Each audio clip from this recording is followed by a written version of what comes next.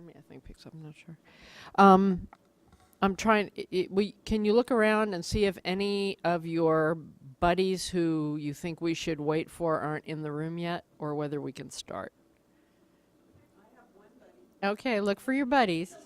I'm sort of looking. There are fewer people here, but it wasn't indentured servitude, so people don't have to be here. But I don't really want to, I was waiting for Central Coast staff and some folks from Irrigated Ag, and I know my speakers are here.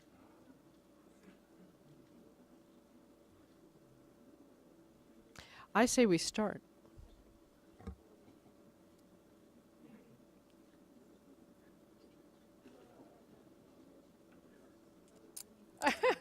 No, you should do that. That's good.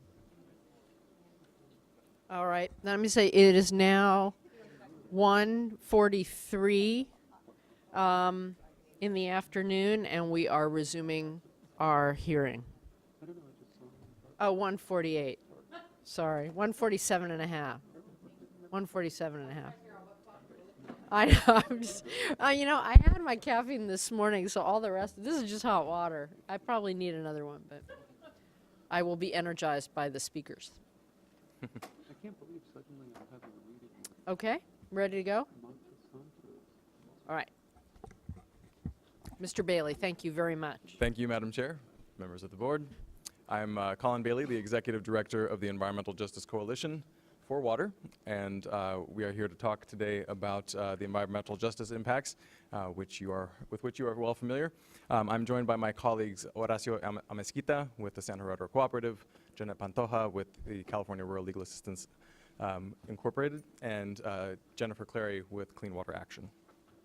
As Ben Pitterly described well earlier, where we've arrived today is the process of a lot of compromises, which we to some degree think are quite lopsided. We had prepared our comments on the August 20th version of this order with quite a robust list of supports, and that was unfortunately, from our perspective, eroded greatly with yesterday's revelation. So we come today with the flavor of comment that is very much in the nature of reinstate what you had as of August 20th, support the regional board, and we share many of the views of our keeper friends.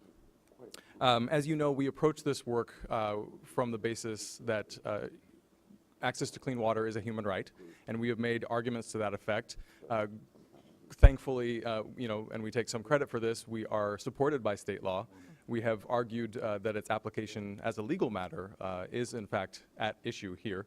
But at a more broad level, the principle is in effect. And we do want to express appreciation for the board's respectful and thoughtful treatment of the broader principle, notwithstanding the notion that it does not apply by its terms here. We do maintain that there is a there, and would ask for your consideration on that point.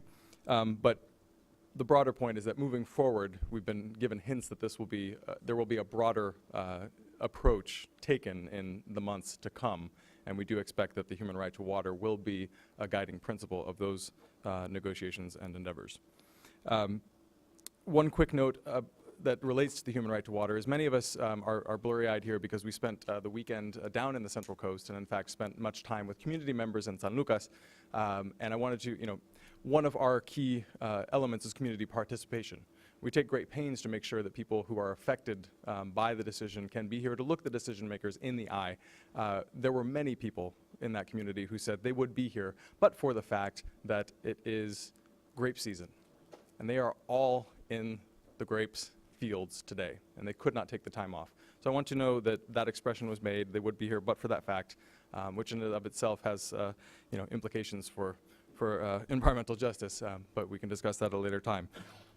Without further ado, I wanted to, as is often my charge and my obligation and my privilege, step away so that other voices who are more authoritative than my own can step forward. First and foremost would be Horacio Amezquita from San Gerardo. Good afternoon, board members.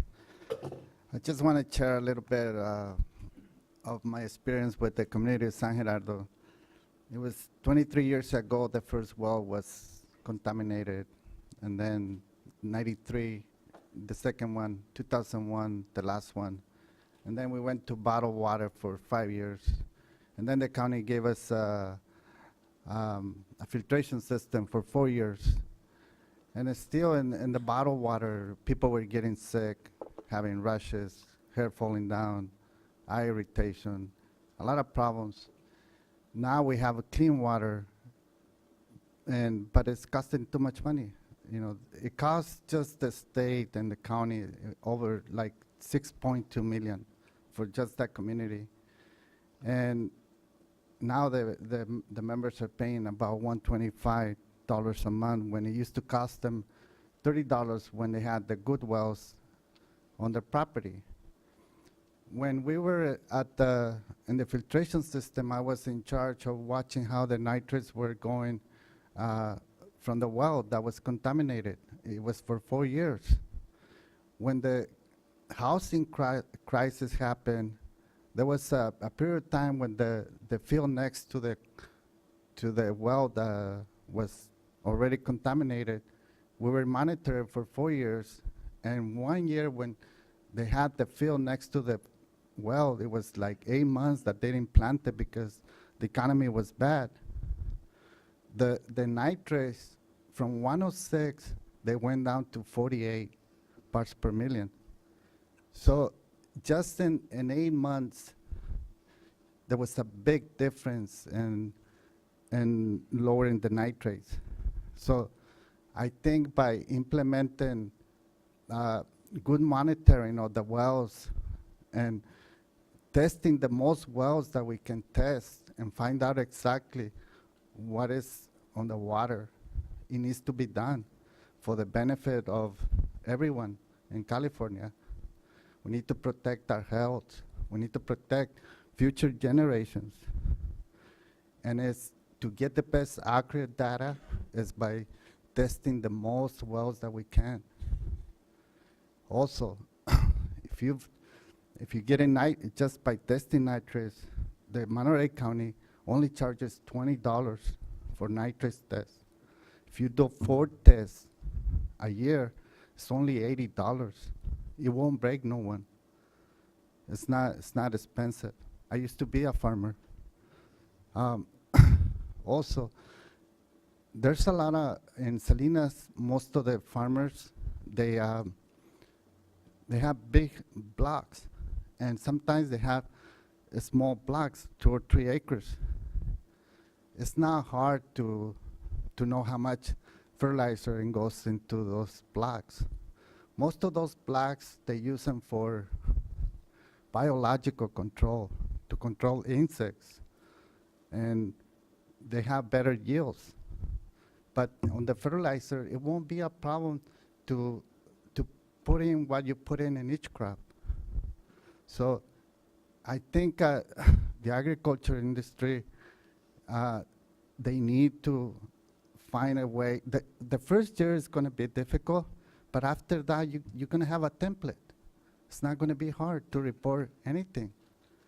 But I think the most important thing is to protect the public. We need to protect the public. We need to protect the water.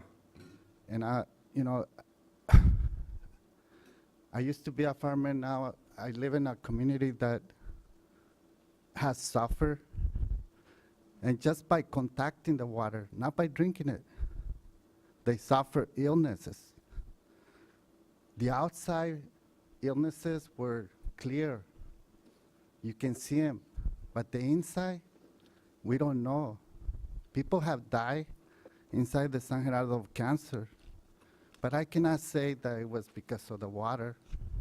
But I can tell you that the sicknesses that were there on the outside, on the skin, were done by the water. And as soon as the filtration system was implemented, people got well. Now that we have a clean water, I feel confident of drinking water. Even though some of the residents are paying too much money, but I feel that the health is more important than money. So, you know, I agree with a lot of things with the Steve said, because I think he has a lot of experience with this ag waiver. I've been coming here for the past 5 years, And I just want clean water. And I know it's not, you cannot have very clean water, but we can mitigate it. We can mitigate the amount of pollution that is going into the groundwater, and we can control the sicknesses that can be avoided for the future. Thank you.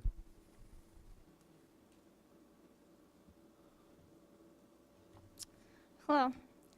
Yeah. I just want to clarify that the ag order covers about 1,110 domestic wells.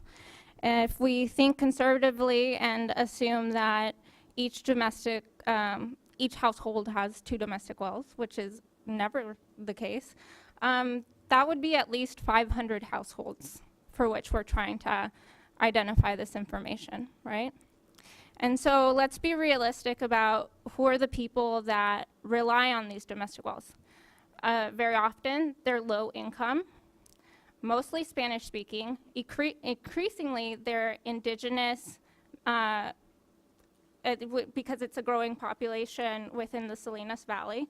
So they don't understand English and they don't understand Spanish. So the outreach has to be very specialized for some of those residents. A lot of the people who live are reliant on these systems. They're not going to understand what you mean by, there's a statistically significant showing that your groundwater is not contaminated. For them, if it's 70% or it's 95%, as long as you give them a positive outlook, they're going to assume that that's the case. So to kind of guide my own comments, just because we all had very limited time to look at the changes, I'm just going to go by red text to red text, starting with page 32 at the top, where it says that testing will be limited to the individual well if there is a concern that the nitrate concentration in the well may approach the MCL.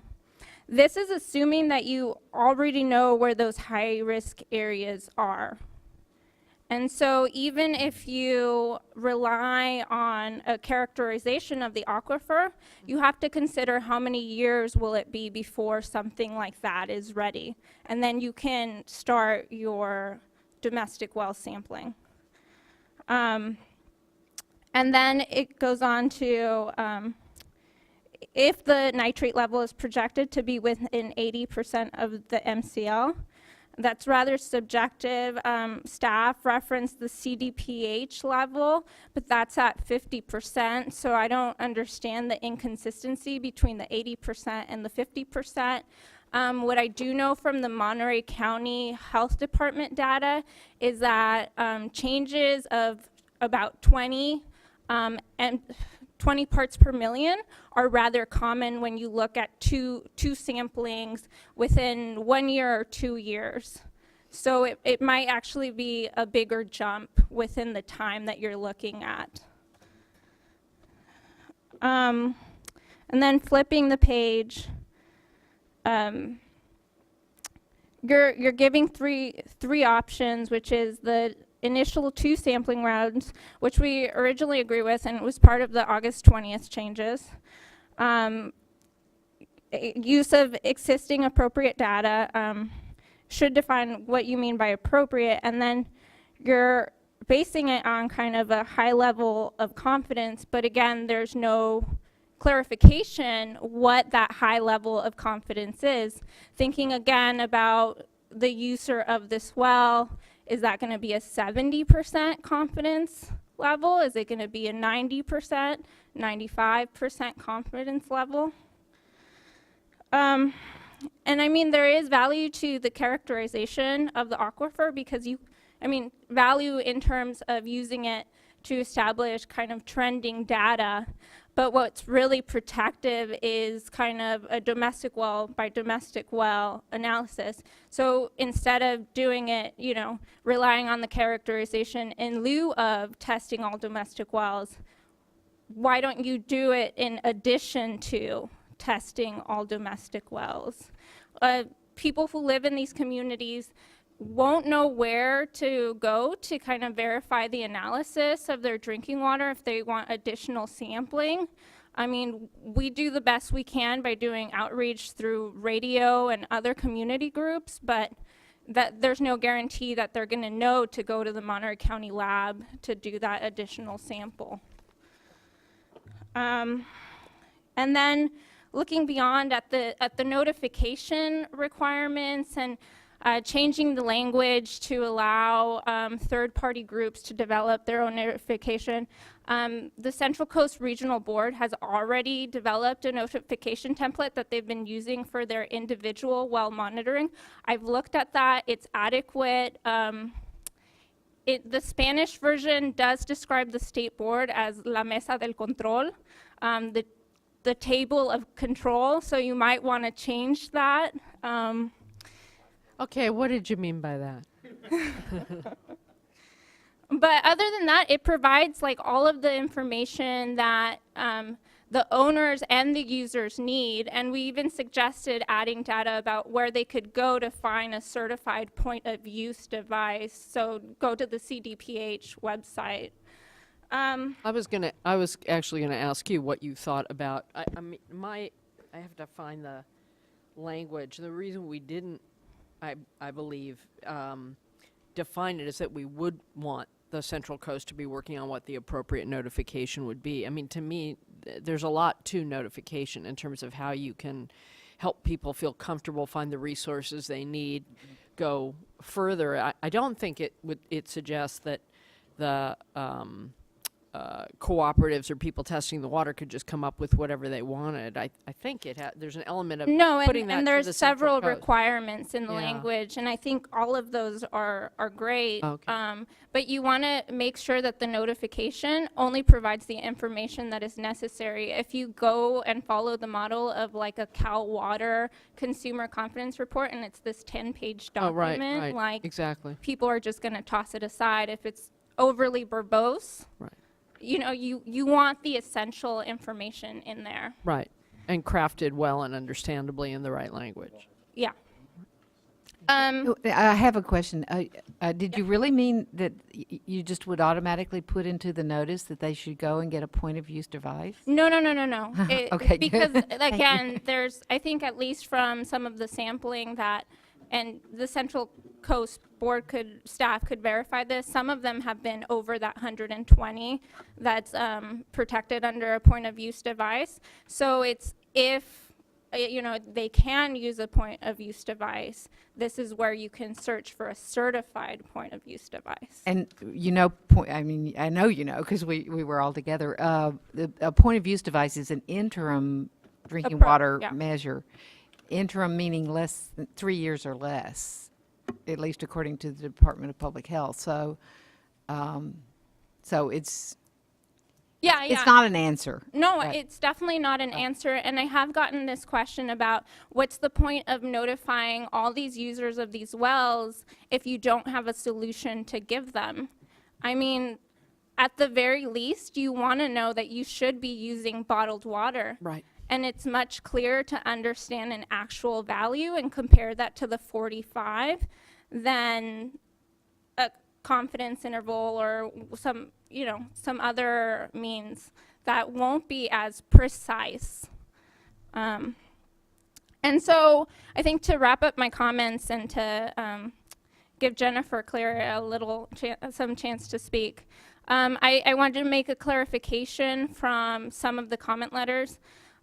One of the comment letters is that no ag entity has approached our organization in order to work on outreach. And I don't know of any other community group in the area that is working actively on these issues. And I will say that CRLA has the capacity to work with Indigenous residents, which is a lot rare. So. Oh, okay. I mean, that's all I had to say. I'm going to kick it over to Jennifer. Thank you. Thank you. Thank you. She gave me plenty of time. So just to be clear, what we're trying to do with this order is you have 3 levels of information. You have the information that the farmers collect and assist themselves into adopting better practices. You have information that the board collects so they can do necessary enforcement. And then you have information that the board collects so that they can determine the long-term program trends and understand what the impact of the program is. And I think the continuing difficulty, and this predates your August 20th report or update, is that you've limited the nitrogen reporting requirements. And what that does, it severely limits the amount of information that you'll have moving forward to determine the efficacy of the program. And because remember, what our object here is to reduce the loading of nitrate to groundwater. And I think what you have now is not sufficient either to drive practices in that direction or to determine the impact of your order. So simply having nitrogen applied, particularly now that you have the two different reporting methods, means that you're not going to be gathering information about what farmers think about their crops. Maybe we have uncertainty about nitrogen uptake levels. Don't we want to understand that? Don't we want to understand where farmers are using different practices and have an understanding of where farmers are mistaken? Like maybe you have a farmer who's been doing it the same way for 40 years. He doesn't care what the literature says. He knows what his farm says. Well, maybe that's true, and maybe his farm is unique, or maybe he's just like my dad and he keeps changing his oil every 3,000 miles, whether he needs it or not. So, I mean, there are things that, if we want to drive changes in practices, we need to understand what they are. We need to understand what the impact is. That's why we really strongly urge you to reinstate the nutrient balance ratio, because that, combined with the nitrogen application information that you're requiring, will actually give you a basis of comparison. Remember, the other difficulty with this program is you've got 4,200 farms and you've got like 3 staff people. So in lieu of having inspectors covering every farm up and down the Central Coast, you need to have sufficient information to guide the board's prioritization, because if you have one farm, the chances of it being inspected based on the information they're now providing are very small. And what we really want is we want farmers that are doing the right thing to be left alone, and we want the board to have the ability to prioritize farmers who aren't doing the right thing, and the current information you're requiring is not sufficient. I also just want to piggyback on what Jeanette was talking about with your water quality. And I think in listening to the back and forth with Stephen this morning, I wonder if it's just not clear to me that we all have the same understanding of what this order says about groundwater. The only monitoring this order requires is on-farm monitoring. And the idea that you would do some kind of prediction or layout to determine whether or not to monitor a groundwater well doesn't make sense, and it also creates unnecessary delay in determining water quality. You should just be monitoring your on-farm domestic wells. That's not that difficult, it's not that expensive, and it should just be part of it. If you don't have information about the construction of the well or the screening of the well, then that information won't be used as part of the groundwater characterization. But at the very least, it provides information to the farmer and anyone else who's using the well about what they're drinking. And if in the course of doing this, you find that there's a likelihood that wells out in the vicinity of that farm have problems, then the board can figure out what to do with that. That's not part of this order. That's something the board has to figure out later. Could be part of an enforcement program, or it could be something you figure out how to do with your own funds. But that's a separate thing. What we're trying to determine now is how you require water quality monitoring as part of this order. And what the order originally talked about was on-farm wells. And if you want to, for characterizing the aquifer, if you want to go beyond that, that's great. If you also want to protect water quality and public health, the public health requirement really argues that you should be testing every domestic well that's within the parameters of this order. Thank you. Jennifer, just one comment. Thank you Sure. for that.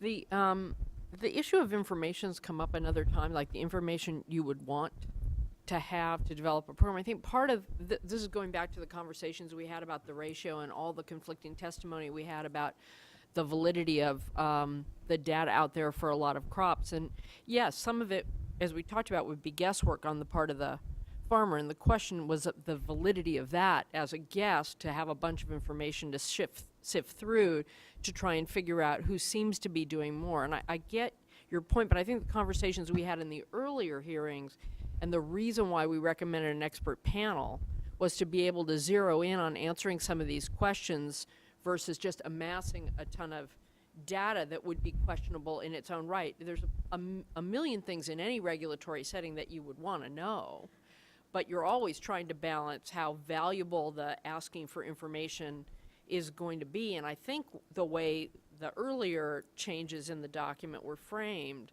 was to try and use this expert panel to narrow it down a little bit as opposed to requiring tons of paper. In fact, I think we're requiring more data and more paper than strictly we could have been, considering where that conversation was going. So we're trying to find the balance of getting enough data that you're starting to see some things, and you also get the value of people paying attention to what they're doing because they have to report, without doing the complete matrix of things you might like to have, because we want it more targeted through.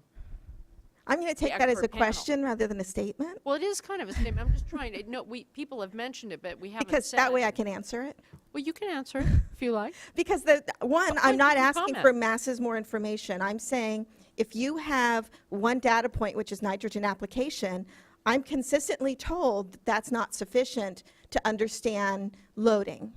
So I'm suggesting you have one more piece of information, which is a nutrient ratio. And no, none of these numbers is exact. And there's two reasons why you still want to collect it. One is, if it's not exact now and you don't collect it, it won't be exact 5 years from now when you have to make the same decision again. And the second issue is that if you have a farmer who doesn't know what his nitrogen uptake is and is applying nitrogen due to some other determination, that's something you need to know as well, because those are people you need to prioritize for education. So I think the uncertainty discussion, while valid, does not really help us, because what we need is to quit having these conversations in concept and start in a program that gathers sufficient information so 5 years from now we actually know something and can improve the order based on actual information. What I don't want is to come back 10 years from now, because I think I'm supposed to be retired then, is coming back 10 years from now and saying, you know what, in 1989 we did a report and did nothing. In 2012 we did a report and did nothing. Now what are you going to do? Because we know, particularly on the Central Coast, that we have a severe public health crisis, and how do we address that? And I think that we do have to have sufficient information so that we can look back in a couple years and say, okay, this is what we know. These people, we can move down to tier 1. These people, we move up to tier 3. And this is some information that we need the expert panel or FREP or CDFA to get to us. And I think the whole purpose of the initial implementation of this order is to drive better questions. And I think that's what you should be doing. That's it. Thank you. Thank you.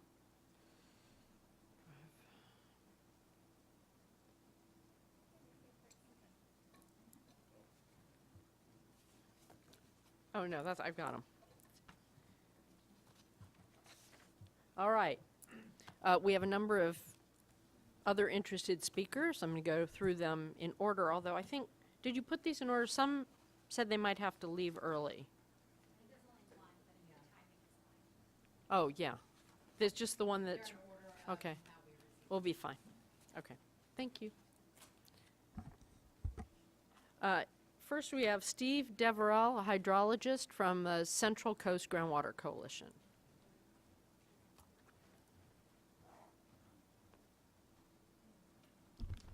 Good afternoon. Appreciate the opportunity to speak with you today, and appreciated listening to all the comments given thus far. I'm Steve Deverell. I'm a groundwater hydrologist, a professional geologist licensed by the state of California. I am here on behalf of the Central Coast Groundwater Coalition. My experience dates back to the early 80s at the U.S. Geological Survey, where we did deal with a lot of these groundwater quality issues related to agriculture in the Central Valley.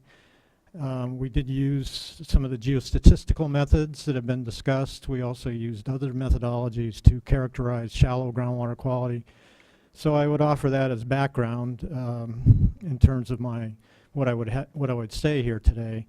And I guess I would start out with really iterating or reiterating the goal that we're all after here, and that is to really implement practices, land and water management practices that improve groundwater quality, and then figure out how we move forward to implement and monitor those changes in practices. We've discussed various methods here. We've suggested that we use a statistical approach. It's not just a statistical approach. We've offered to, in my experience, what's necessary here is a characterization of the groundwater that includes not only distribution of constituents and samples from wells, but also characterizing the sources and the causality of those high nitrate concentrations. So to expedite that process, I believe that we don't have to sample every well to do that. We can use some ancillary constituents that we would analyze for in groundwater samples that would give us information about where the source of those contaminants are, what the source of those contaminants are, how long they've been in travel, how long it's taken for things to happen. And I think this is consistent with the studies that have been done in the Salinas Valley already and other places that point to these kind of necessary empirical investigations that really get at what the causality is and how we move towards a solution. So I commend the change away from sampling every well to a more characterization approach. I would take the opportunity to provide some insight into misconceptions I think that have been portrayed already relative to the groundwater system out there. Mr. Shimek referred to the 180-foot aquifer that's really only present in the northern Salinas Valley. He referred to San Lucas, which is in the southern valley, where there's no distinguishing confining layer between the 180 and 400-foot aquifer. So there's really not and there's not perched water in the Salinas Valley either. So our objective really is consistent with what I think he presented, which is to characterize the domestic groundwater quality in a way that gets at an investigation of causality and sources. I ask a couple of questions. Do you mind if I go first? Just one is, when you talk about characterizing the sources and causality, how long do you think that'll take? Sorry, how long do you think doing the characterization and searches for the causality will take? And wouldn't that take a lot of sampling too, anyway?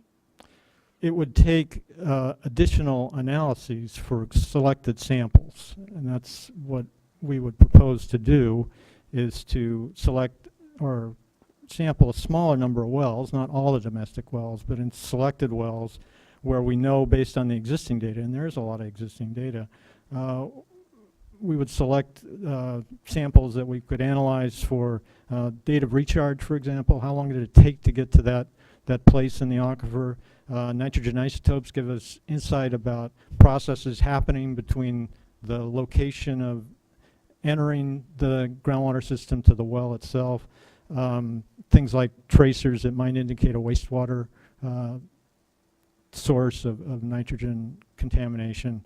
Those are the few, and then just other indicators of just what the source of the water is. So all that put together can really kind of give us a what, when, and how of when the sample came to look like it does today, and give us some insight as to where to look to really begin to correct some of these land and water management practices that are causing high nitrogen in the groundwater. So then, if you were trying then to extrapolate and we had a discussion about what statistically significant means without resolution here of what it means, how would you project from fewer samples whether a given drinking water well was or was not contaminated anywhere near the MCL?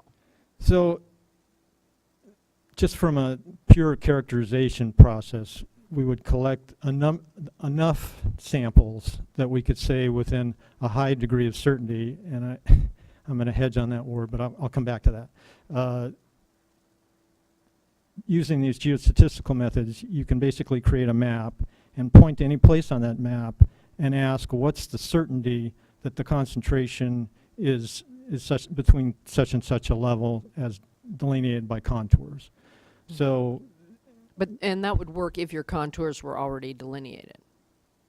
Yes, it would. Actually, we've done it for existing data, and the confidence level we see is ranges it ranges from 80 to 90% for on the order of 700 samples. So you can kind of tell that even with a very large number of samples, the certainty for any given point is plus or minus 10 or 20%. But the certainty that it's within that contour level is much higher, probably on the order of 90 to 95%, because there is a range of values within those contours. I would suggest to you that, as has been said by many here this morning, this is an iterative process. So we propose to collect sufficient number of samples that we think would allow that characterization at a high level of confidence, but we're going to be working iteratively with the regional board to make sure that we have a high enough level of confidence that really satisfies the need in terms of characterizing the drinking water quality.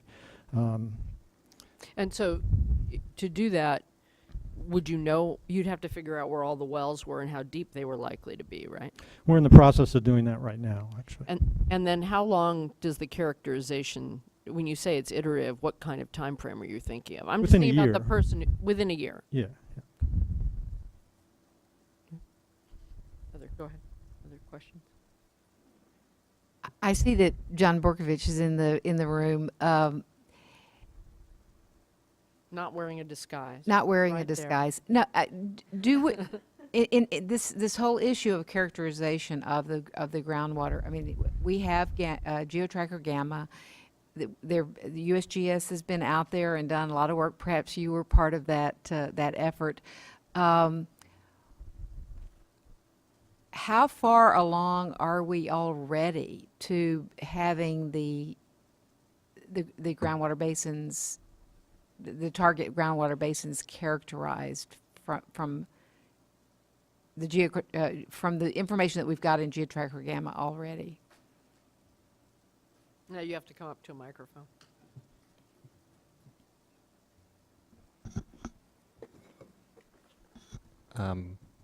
John Borkovich. So on a given scale, the work that the U.S. Geological Survey has done for us for our priority basins, they lay a grid out over the area, and within a particular geographic section or square within those basins, they identify wells that are representative, and then the intent of the sampling that they're doing is to identify ambient groundwater monitoring quality. So there's not a direct correlation, if you will, with respect to a discharge or a non-point discharge to groundwater. So it's a means of being able to identify a baseline of groundwater quality across a given geographic area, and in this case, the central, the area that we've been sampling pretty intensely in has been Salinas Valley area. Not only the data that they use there will establish that baseline, but then we can come back to those same grids at a given time to establish trends. So we'll have actual data to compare from that baseline to the future sampling events, and to see if groundwater quality is getting better, staying the same, or getting worse. All based on representative sampling? What was that? I'm Based sorry. on representative sampling? Yeah, it's essentially representative style of sampling.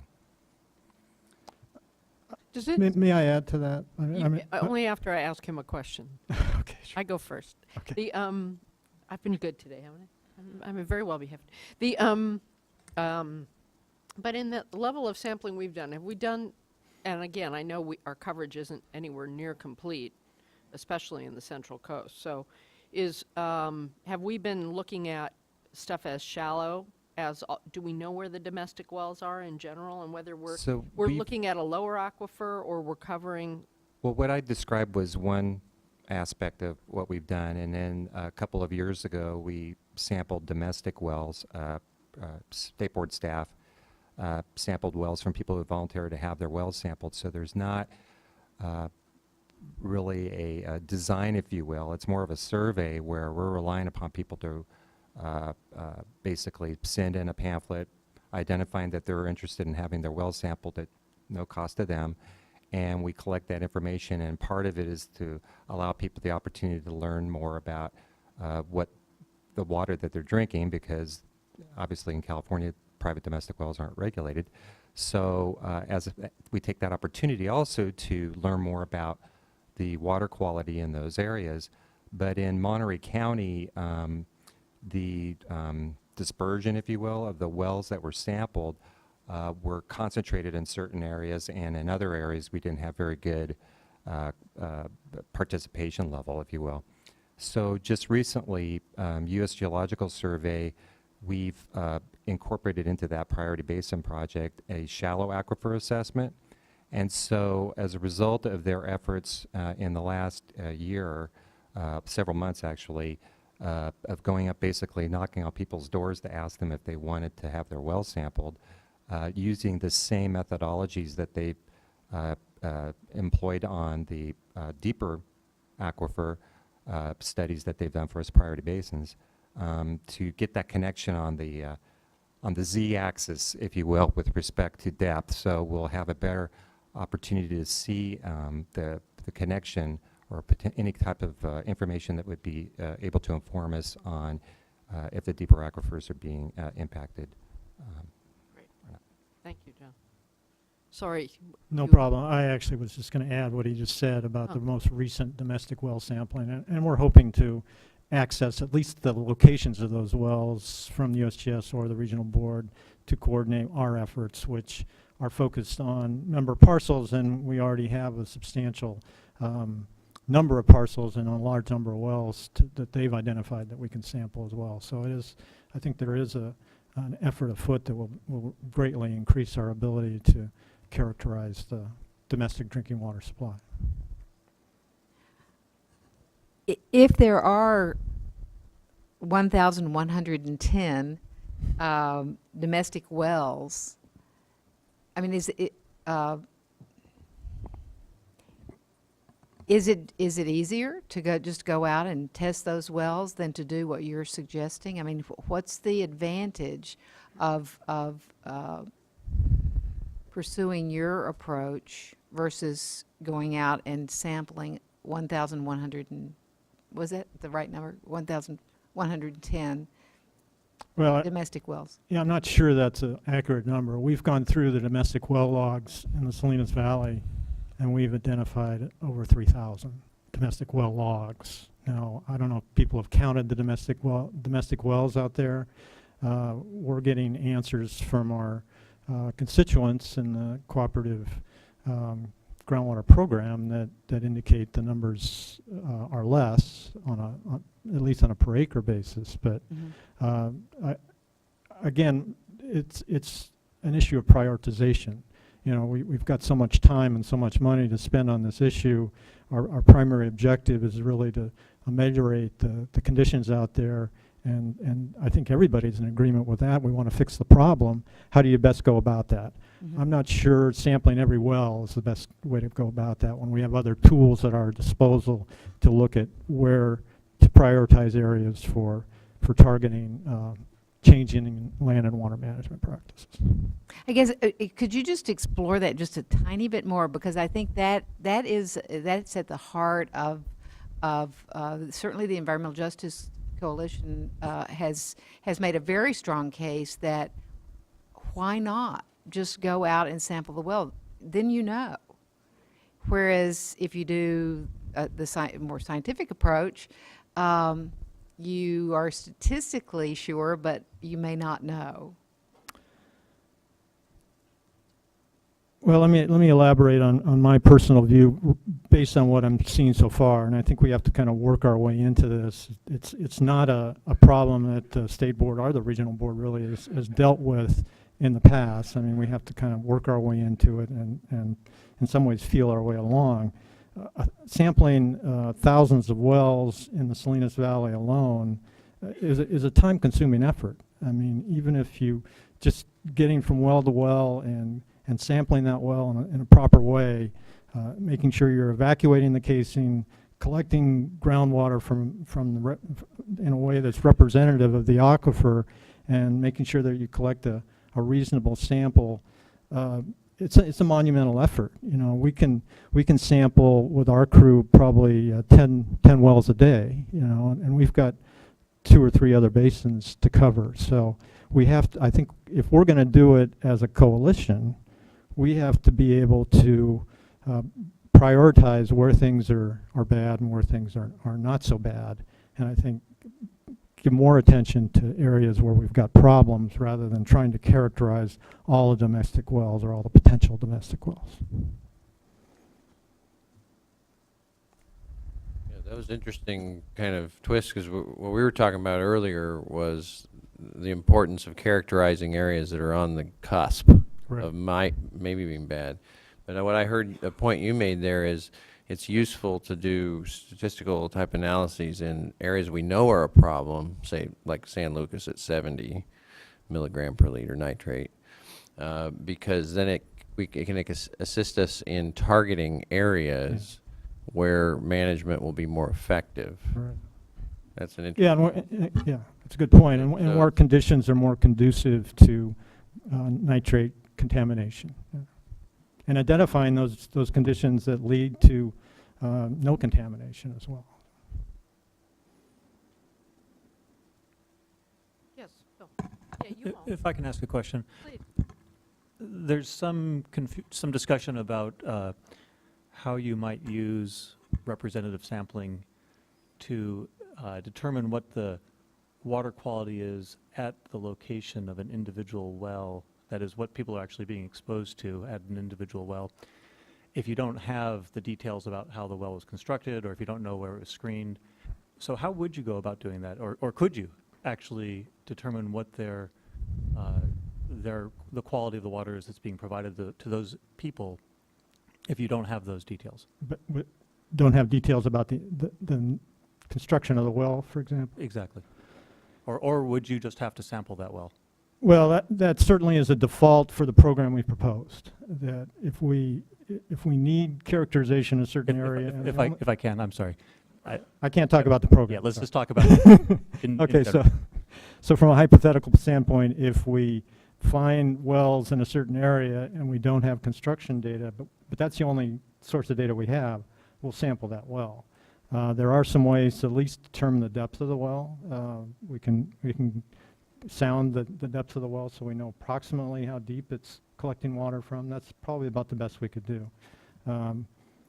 So yeah, you're really limited in terms of learning about the quality of the aquifer at that well without well information.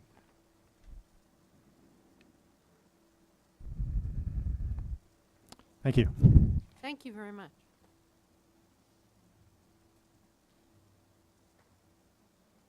Sorry. Next is Kay Mercer, President, KMI. KM1? KMI. I should know that.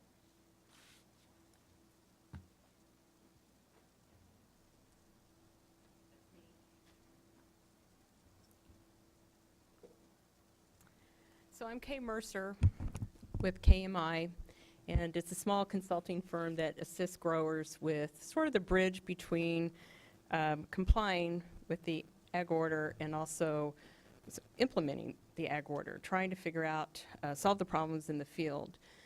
So originally I was going to start out with something a little bit different, but I do want to talk about drinking water and groundwater since that seems to have been the major focus of the discussion to this point. I think it's really important to say that growers are taking this very seriously. And I have a number of growers that vary in size, vary in their capital strength, and farm throughout the region. So I can talk about the largest grower that I'm working with and his commitment to the drinking water issue. And actually, all of my growers are not really waiting around for the order to be adopted. The largest grower I'm working with has hired a hydrogeologist of his own, and to do forensics and diagnostics on the aquifers as well as each individual well, and he has dozens of wells. He has hired an attorney with an environmental health background to actually create his own communication plan. Not going to wait around. He will be duplicating cost. He has enrolled in the Cooperative Groundwater Monitoring Program, but he'll be taking his own samples on each well as well. He has the information that will be gathered will be used, the forensics will then be used to address drinking water as well as irrigation water. So what kind of mitigations are needed? His short-term plan is where there is an impaired drinking water source to provide alternate drinking water. And then his long-term plan is to mitigate and treat if necessary. So I think that demonstrates a real commitment to this issue. Growers down in the southern part of the region, we have only been talking about the northern part of the region this morning. In the southern part of the region, they do not have access to a cooperative groundwater monitoring program at this point in time. And there are growers, I have growers that took samples in 2012 and 2013 that are reporting those now. And they are struggling with what wells they actually should be sampling, what drinking water wells they actually should be sampling. And I've gotten some guidance back from the regional board. They've been very helpful. But so what are some of the complications in trying to decide which well an individual grower should sample? Is most growers only enroll their irrigated acres. So they don't enroll non-farmed areas. So their NOI is only for irrigated acres. So they know they have to report a well that's on their NOI, a drinking water well.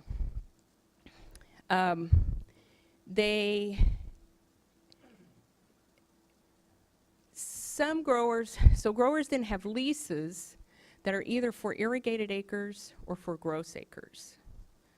So the question becomes, if it's on my lease, if a drinking water well is on my lease, then I need to report that. So that's pretty clear. But what if it's not on his lease and it's not part of his NOI? Does he report it? Well, the answer has been, well, if it's on your APN, you report it. So it's not on your lease and it's not on your NOI. Is it trespass to go take that sample? So an operator, a lessee, may not be able to actually take that sample. Then it becomes a negotiation between him and his landlord as to who takes that sample and who reports it.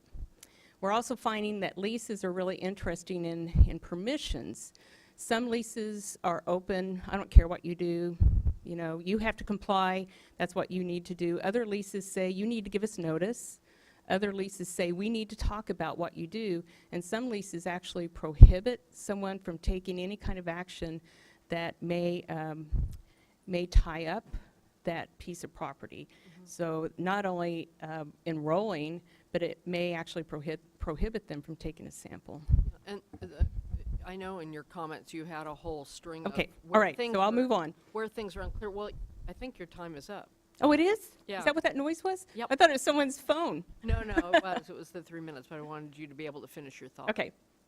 All right. Thanks.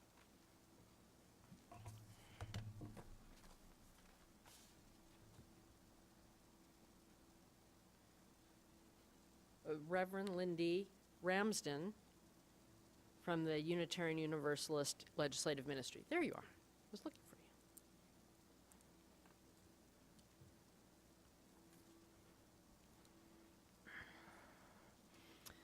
So, Madam Chair and members of the board, it's a privilege to be able to speak with you, and thank you all for all your good work. I am Reverend Lindy Ramsden, Senior Minister and Executive Director of the Unitarian Universalist Legislative Ministry in California. We engage Unitarian Universalist congregations throughout our state in collaborative justice ministries on behalf of human dignity, community equity, and respect for the interdependent web of life. We were co-sponsors of AB 685 and happily celebrated its signing into law, and now we are turning our attention to the step-by-step process of implementation and figuring out how to actually realize this on the ground.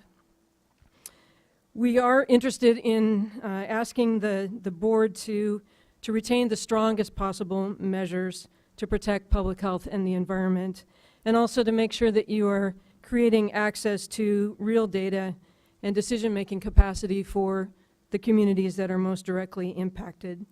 The order that came out, the revised draft that came out late last night, I did stay up late trying to read it.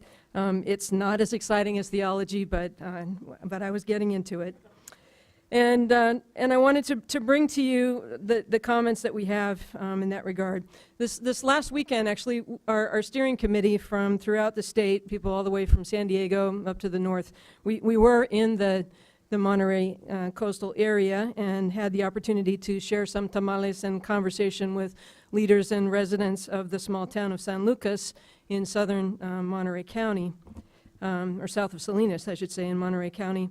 And for those of you who've been there, I had never been there before, but it's a beautiful, lovely view out across the valley, and at night where we were was just a majestic view of the sky, and you could see the pride that people had in the place that they lived. They are very proud, especially of the newly renovated school, which cost $1.2 million. It's a great facility for the kids and a nice place for the community to gather, but unfortunately, due to relatively recent changes in agricultural practices, and that's what I want to really emphasize, was a change in agricultural practice, that the drinking water then in San Lucas is now seriously contaminated with nitrates.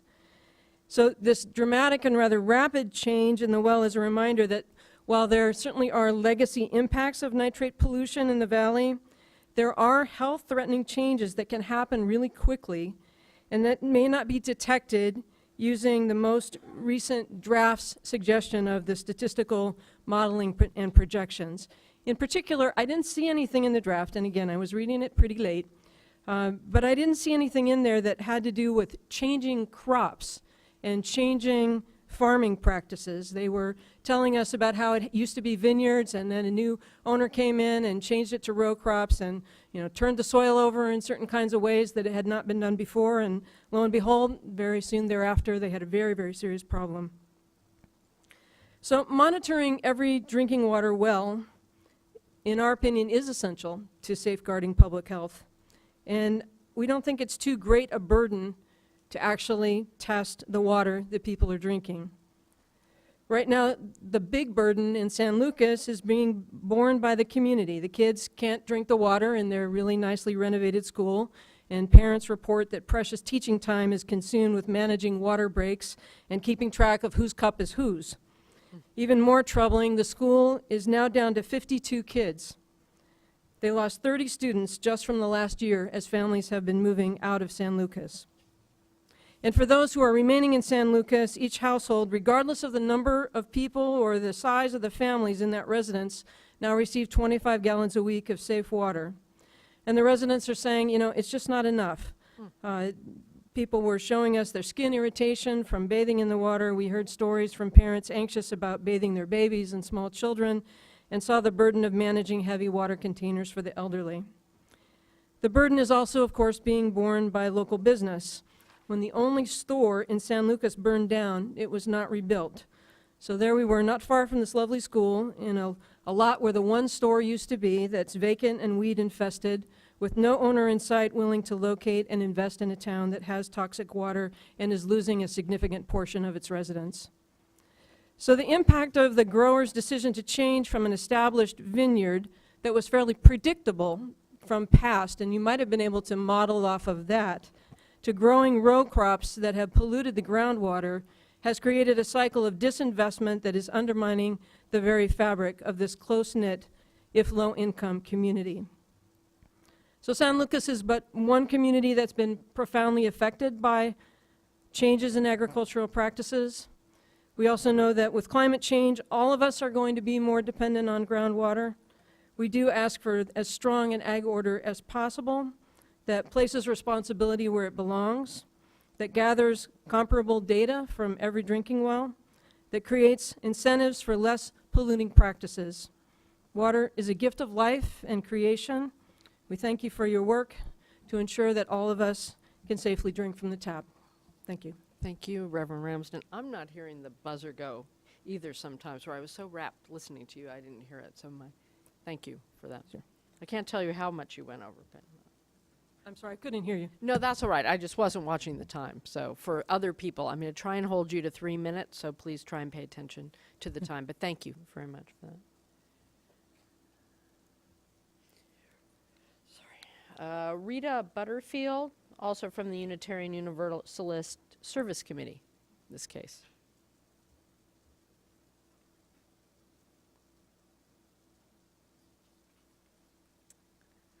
Hi. Hello. Thank you.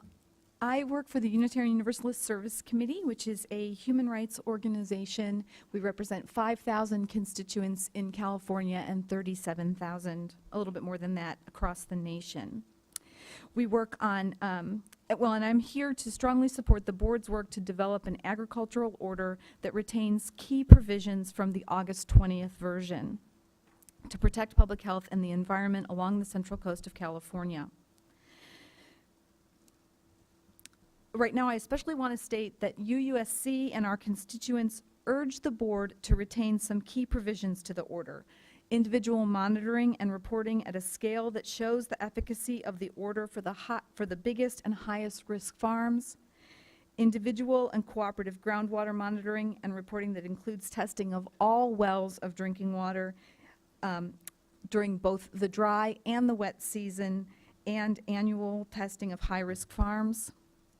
An aggressive action to reduce nitrogen fertilizer loading that pollutes public water systems, costing urban ratepayers millions to clean up and endangers the health of thousands of rural families.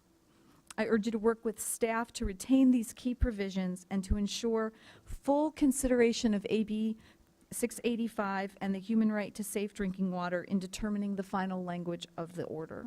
Thank you. Thank you very much. Thank you for that summary. It's very concise.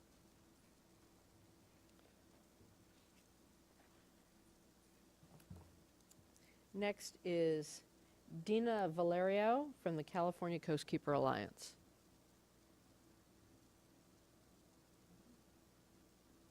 Or Valario, sorry. Hi, good afternoon. I'm Dina Villano, and I'm a scientist at the California Coastkeeper Alliance.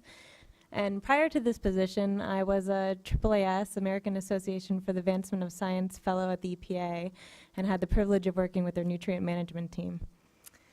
So, to begin, I'd just like to emphasize and take a step back and say how important it is to look at the big picture. And hearing some of the comments regarding measurements of nitrogen dynamics, I have to say that it is so important to have as many of these measurements as we can, to take them accurately and make sure it's done efficiently. So I strongly support having an expert panel.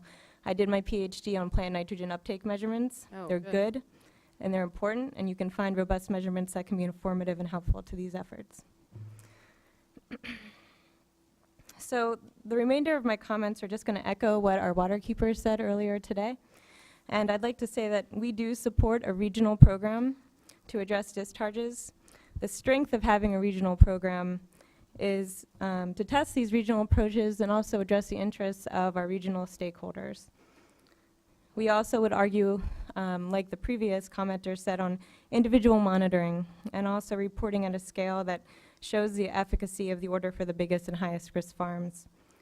We would also argue for going back and restoring the August 20th plan, and also advocating for the individual and cooperative monitoring and reporting that includes, like we've heard earlier, all the wells throughout dry and wet seasons, and also annual testing. I would also like to comment that we do support restoring the August 20th version of the plan with the single methodology. If we can use this